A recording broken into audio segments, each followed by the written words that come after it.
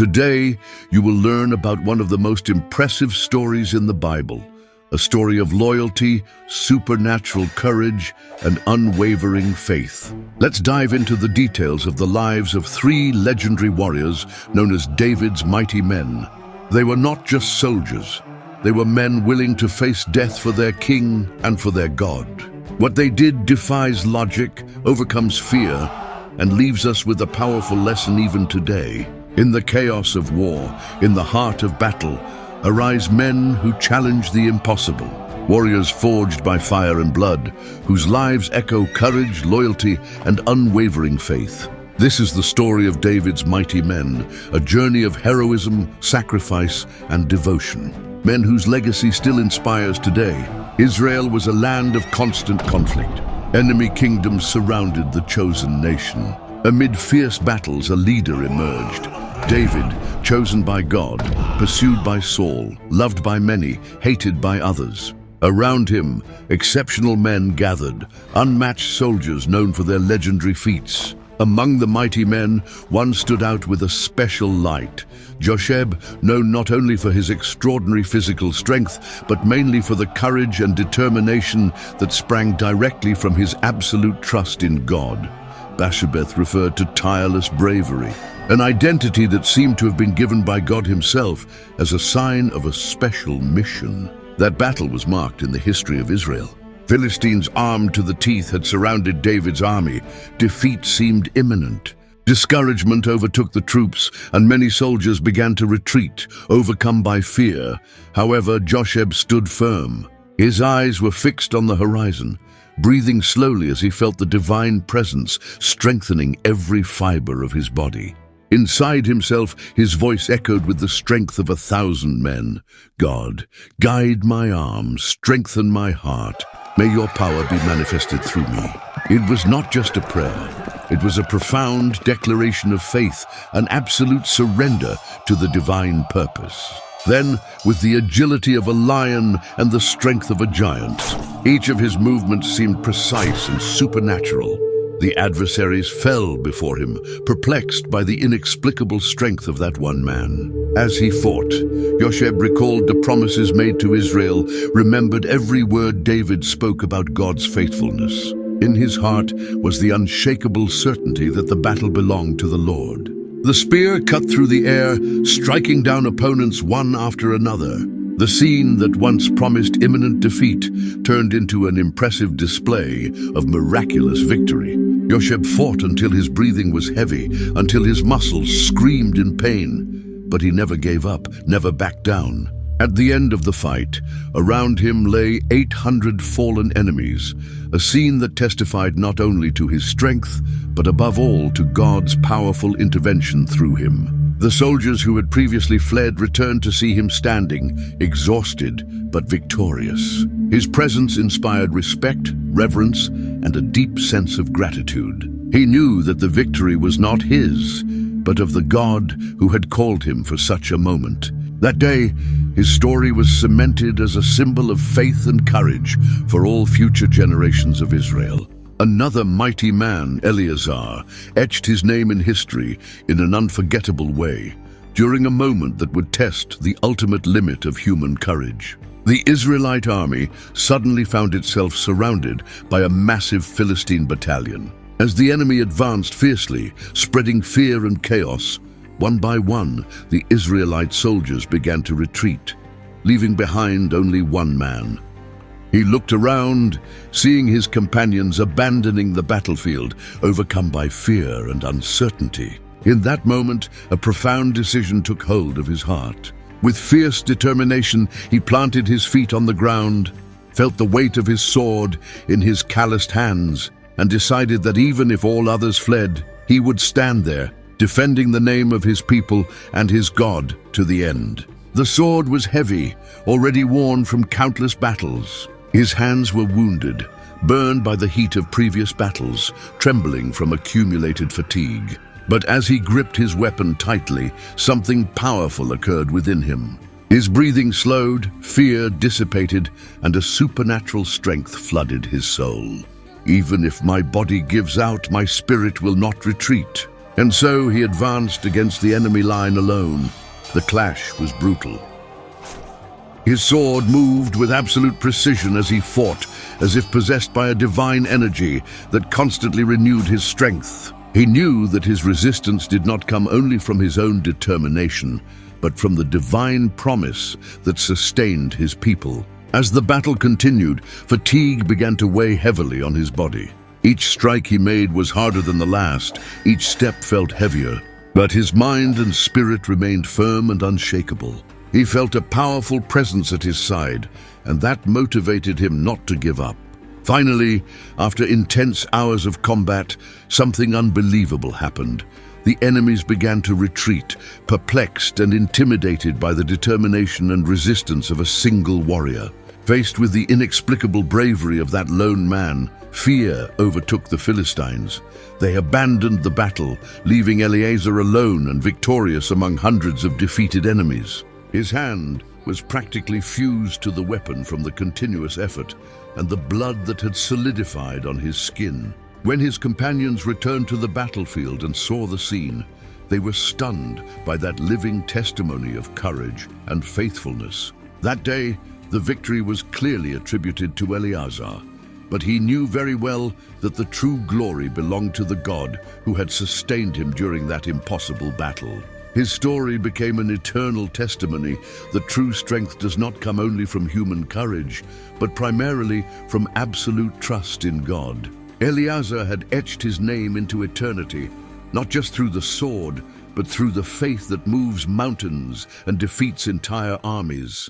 Shammah was the third of David's mighty men, a man whose courage wasn't measured by the size of the battles he chose, but by the importance of what they represented. In a time when many valued only great conquests or battles of high prestige, Shammah saw deep meaning in defending something seemingly small, a simple field of lentils. The Philistines, known for their cruelty and constant threat, had decided to attack a small, defenseless village on the outskirts of Israel's territory. It was harvest time, and the lentil field was ripe, a sign of provision and sustenance for humble families whose survival depended directly on that crop. As the Philistines approached, armed and fierce, the immediate reaction of the villagers was to flee. Fear overtook everyone except Shammah. As he watched the people run away carrying only what they could, Shammah felt a deep pain in his heart. That field wasn't just a patch of lentils, nor was it just ordinary land. It was a powerful symbol of the promises God had made to the people of Israel. Every grain grown there was proof of divine faithfulness, of God's continued provision in the midst of hardship. Then Shammah made a bold decision. Instead of retreating, he stepped forward alone to the center of the field. Feeling the sun-warmed soil beneath his feet, he planted himself firmly, raised his sword, and waited. One man against many, yet never truly alone, for he deeply sensed that God himself was with him. In that moment, Shammah briefly closed his eyes and offered a simple yet powerful prayer. Lord, this field may be small, but your promise is great. I will not let destruction and fear prevail over what you have given to your people. Give me the strength to fight and defend what is yours. When the Philistines arrived, they saw only one man standing before them. Many laughed, mocking the lone resistance, convinced it would be an easy victory. But their smiles soon faded as they witnessed the surprising strength and unshakable courage of Shammah. Every strike from Shammah carried extraordinary power. Every movement was precise and determined. Even surrounded by enemies, Shammah didn't hesitate for a second, moving through the field with incredible agility and ferocity. In his mind, one truth burned bright. This is not just a field, it is God's promise to my people. As time passed, something unexpected began to happen. The enemies, confused and frustrated by the stubborn resistance of this lone warrior, began to hesitate, to falter, to retreat. Shammah's determination was contagious and terrifying, as if he was surrounded by a supernatural force that could not be overcome. Finally, exhausted and in awe, the Philistines gave up. They abandoned the lentil field and fled, humiliated by their defeat at the hands of a single man who chose to fight for something they deemed insignificant. When the battle was over, Shammah remained standing, breathing heavily, his body exhausted, but his heart full of gratitude. He looked around at the preserved field, knowing that his fight had not been in vain. God's promise remained intact. That day, Shammah did more than defend a field of lentils. He defended the dignity of a people, the profound meaning of divine promises, and the certainty that in God's hands, nothing is insignificant.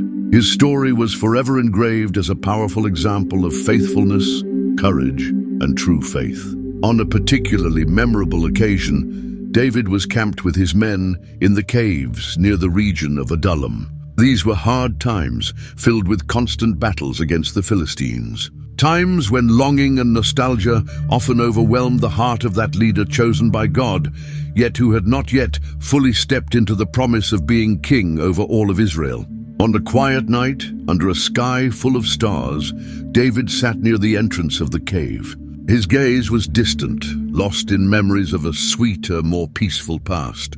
In that moment, taking a deep breath, he murmured almost without realizing, in a voice full of emotion and longing, "Oh, how I long to drink once more from the fresh, crystal-clear water from the well by the gate of Bethlehem." It wasn't just a physical thirst, it was something much deeper. Bethlehem was his hometown, the place of his childhood and youth. That water represented a time of innocence, peace, and safety.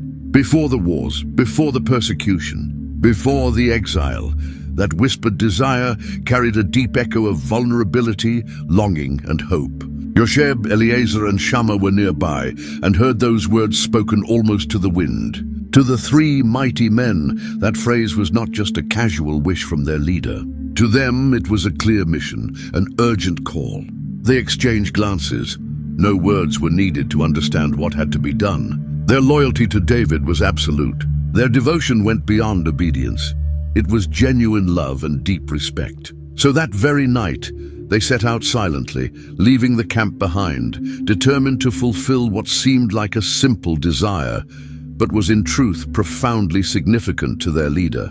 The road to Bethlehem was dangerous, occupied by enemy forces. They knew that every step could be their last, yet their determination never wavered. As they approached Bethlehem, they saw clearly the danger.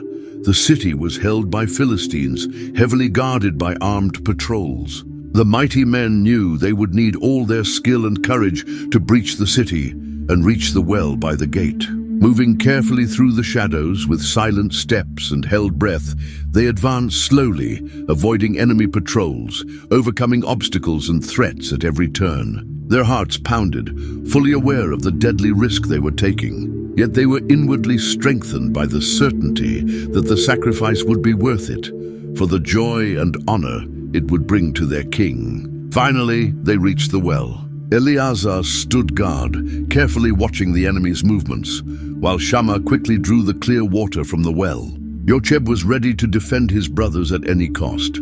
Every second felt like an eternity as they filled the flask with great care, knowing that discovery could mean certain death. After filling the container, the three mighty men began their return, just as dangerous, miraculously escaping enemy eyes. Every step they took in the darkness felt like a victory, for they knew the priceless value of that simple water. At dawn, they arrived back at camp and found David still sitting by the cave entrance, lost in thought.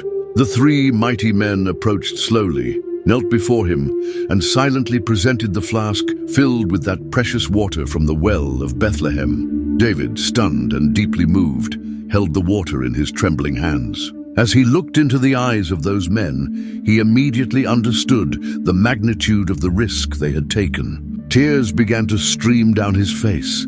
A mix of gratitude, honor, and profound humility overwhelmed him. "How can I drink this water?" he said, his voice choked with emotion. "This water represents the blood and lives of the men who risked everything for me."